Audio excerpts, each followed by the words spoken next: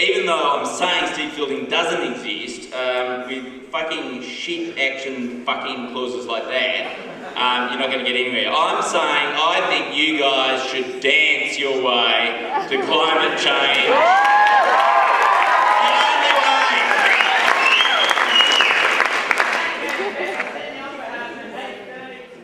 Is that tomorrow? Ah, that is going to be so cool. I wish I wasn't going to be asleep. I might come down. That would be fun. Do you have to? Do you have to have already trained to be part of the dance? Like, is it? I can dance. Yes.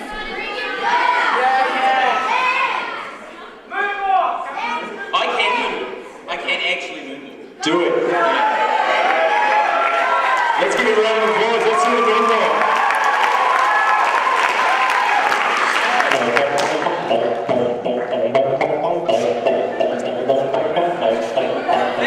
I haven't done it for like 15 years. In my youth, they used to be able to.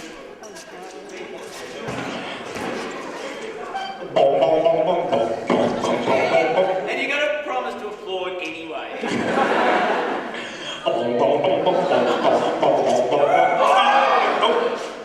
think I've got to just take off my shoes. Anyone can moonwalk in socks.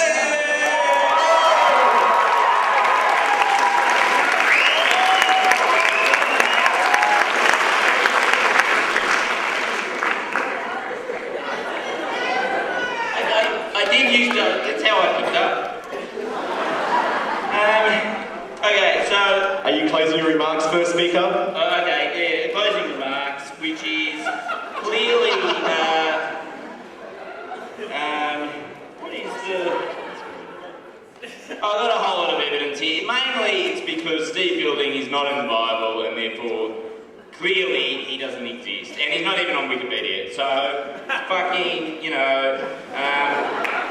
nothing to worry about. Unless, of course, Steve Fielding does actually exist, in which case we're all fucked.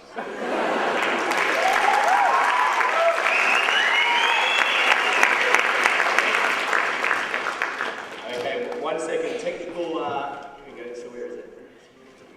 Where's my shoe? That's also my phone. So you play that should sorry, I just like standing up here. It's so comfortable. Just like to have a good view of you. That was Dane Elliott with filler. Hey, how about that? Let's give a round of applause. Ladies and gentlemen, do not be confused by the fact that most of the debaters are on this side of the house.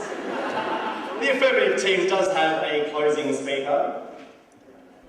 Hailing all the way from Victoria, Chris KP was raised by wolves, which created a bond with the environment, and now he runs his own business, which is unfortunate. It's only out of the corner of my eye.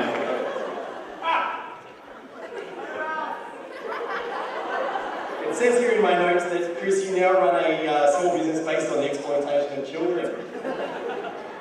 Despite that bio line, let's make him feel welcome.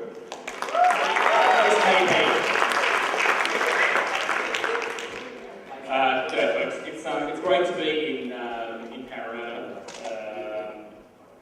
No, really it is great to be in Parramatta. That's pretty much all I have on that. Look, I want to make a couple of important points here. The reason that I got a Victorian for this, apart from the fact that we're just definitely good looking, is, thank you, yes, is that you're for me. It was for you, you took the Belgian French.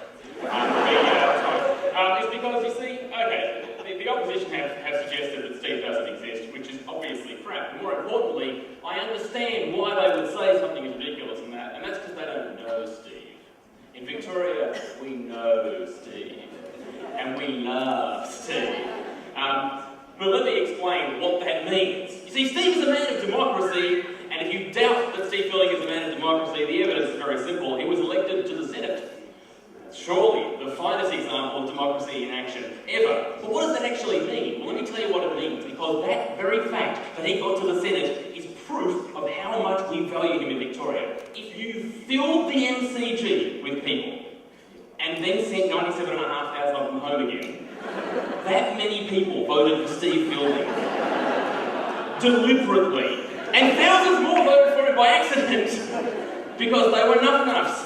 And that's democracy in action. But it doesn't stop there. There is so much more evidence for this.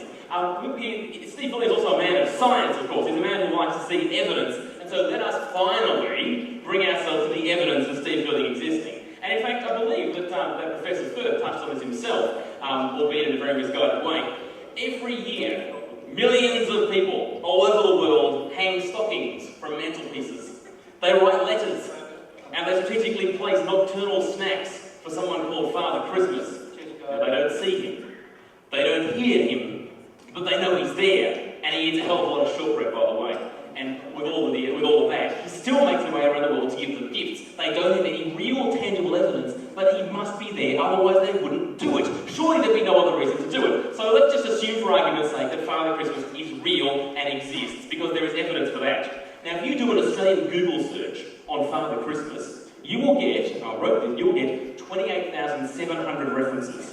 Steve Fielding will give you 93,700 references. He's nearly more than three times as likely to be real than Father Christmas. And surely Father Christmas is real. It's quantifiable, it's not just made up stuff. But there's more than that too. I can tell you this. There is undeniable evidence of Steve Fielding existing, and it's not just coming from me. The other day I was having coffee with Tony Abbott and the Easter Bunny, and we're discussing the fact that light doesn't exist, that light is really the absence of darkness. And this debate came up, and Mr. Bunny explained that the greatest evidence for Steve Fielding existing is you. Let's face it, right now, this wonderful, seething mass of feral humanity in front of me, I mean that in the best possible way, are all here, and you all have 48 hours argued fervently against people who question human-induced climate change. You guys rally against people like Steve Fielding, our beloved Steve Fielding. But why would you do that if he didn't exist? Surely there'd be no point. You are the greatest evidence for the existence of Steve Fielding that there ever was. You see, the universe, my friends, must have dark matter. We don't know what it is, we don't know what it does, we don't know what it looks like. But we know it has to be there. And the Church of Contemporary Climate Change, that is you guys, must recognise the existence of Steve Fielding. Ladies and gentlemen, you need to believe in Steve. Thank you.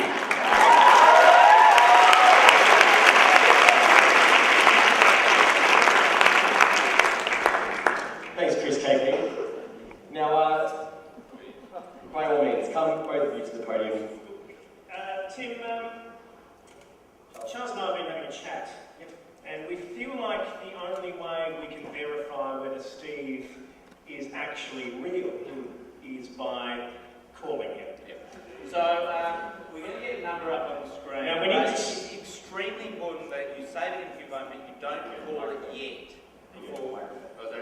So please do not call, that number there, 0409. Do not call this number. Do not call this number. But perhaps compose a text. Compose a text that you might like to send Steve Fielding with your sort of, thoughts about climate change, whatever. And how it's not real. And we're just going to give him a little bit of a call. I believe this is his media advisor. Yeah. So I guess I'll be your producer. Yeah. Charles Firth from the ABS. Get ready to send a text. You will know in the conversation when to send a text. We'll cue you.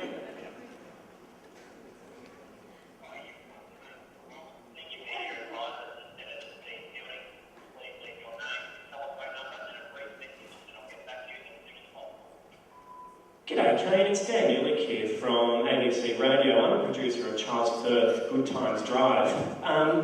We're just wondering if we could get a comment from Steve about the fact that you might have received 1,000 text messages about whether climate change is real. If you could give us a call back, that would be terrific.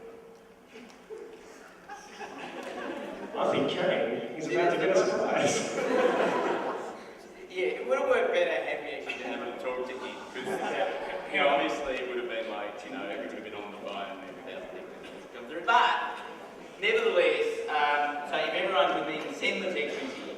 he will get back to us and presumably